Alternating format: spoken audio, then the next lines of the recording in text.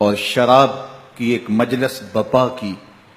حضرت امام حسین رضی اللہ تعالی عنہ جب وہاں پہنچے تو شراب کی پھیلی ہوئی بدبو کو محسوس کرتے ہوئے فرمایا یہ بو کیسی ہے؟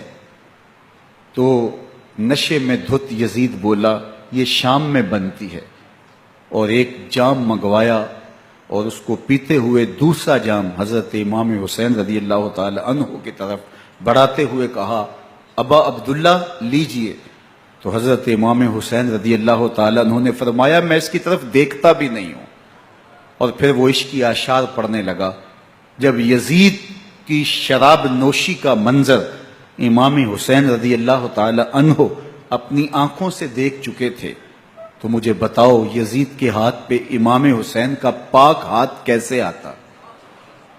حضرت امام حسین رضی اللہ تعالی عنہ جس ماحول میں پلے تھے، جس ماحول میں پرورش پائی تھی، جس ماحول میں رہے تھے، وہ پاکیزہ اور تقدس ماحول تھا، اور یزید کبھی اطراف دمشق میں، کبھی غوطہ میں، کبھی الخضرہ محل میں، اور کبھی کہاں داد عیش دیتا رہا اور لہو و لعب کے اندر مصروف رہا، اور اس کی زندگی ان چیزوں سے عبارت تھی۔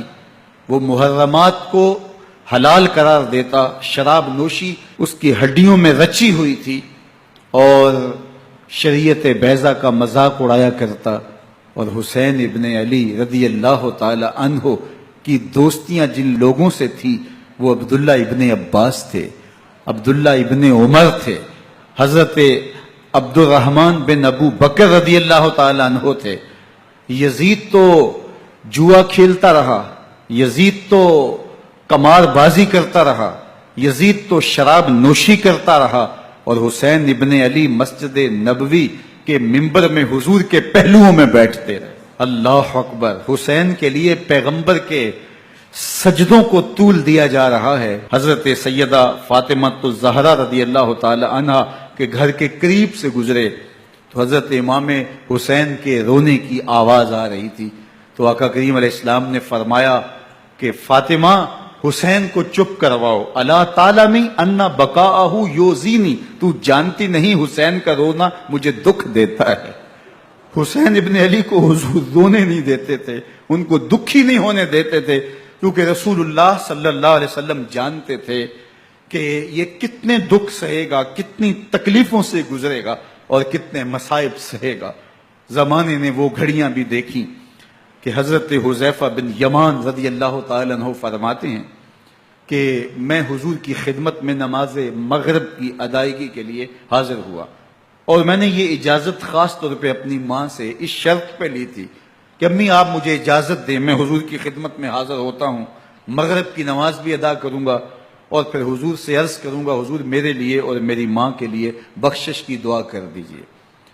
ماں نے اس شرط پہ اجازت دے دی اور میں حضور کی خدمت میں آ گیا، نماز مغرب ادا کی، سلام پھرا، لیکن حضور عبادات میں، ذکر میں، نوافل میں ایسے مشغول ہوئے کہ میں آرزو رکھنے کے باوجود بھی عرض نہ کر سکا۔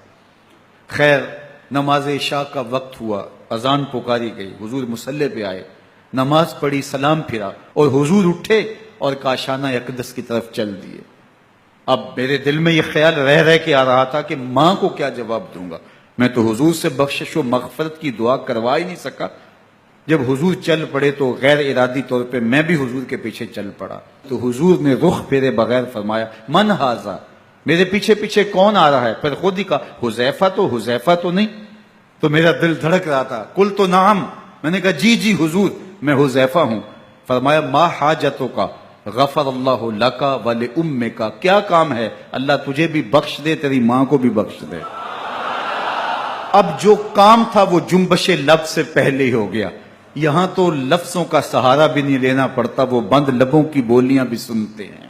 اقبال بولا ہے فروغت صبح آثار و دہور، چشم تو بینندائے ما فی الصدور، تیری نظر تو سینوں کے چھپے راز بھی دیکھتی۔